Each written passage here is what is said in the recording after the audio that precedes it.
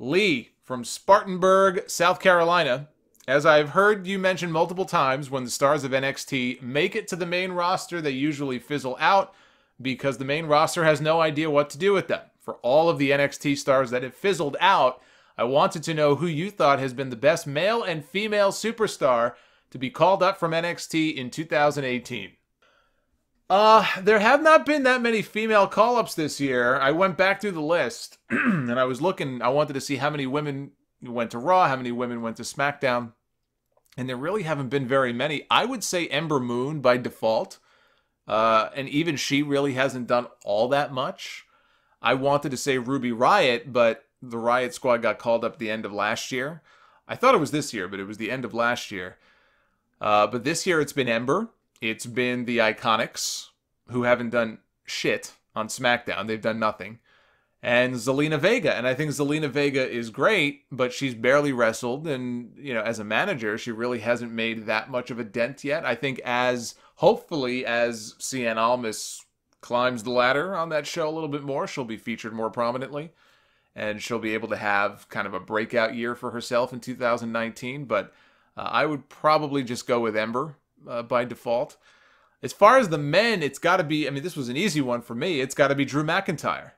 He's been right in the thick of things on Raw for the last few months with Dolph Ziggler. He's challenging Seth Rollins, Dean Ambrose, and now Roman Reigns. They're headlining the show on some weeks like they did recently. I mean, now they're the tag team champions, but there was that match, I think it was 2 weeks ago, maybe they were headlining Raw. Even on Raw this past Monday, they weren't wrestling, but they were out there, you know, during the main event. They are part of the main running storyline on that show. And Drew is as much a part of that as Braun or Dolph. And to me, you know, McIntyre hasn't even tapped into his full potential yet, insofar as how far he can go on that show. Now, AOP had their first taste of the Raw main event this week. They didn't win, but they didn't get pinned either. They were protected. So, you know, they'd be on the list as well, I guess. Andrade Cien Almas is a star in the making. You don't need me to tell you that. You watch this guy out there, it's obvious that he is a star in the making on that show. And it's going to take a special kind of stupid to screw him up.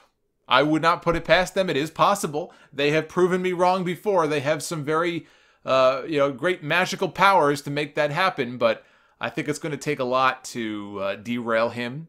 So I see big things in his future, but I have to go Drew McIntyre. He has been the most successful, I think, call-up of any kind, male or female, for the year from NXT to the main roster.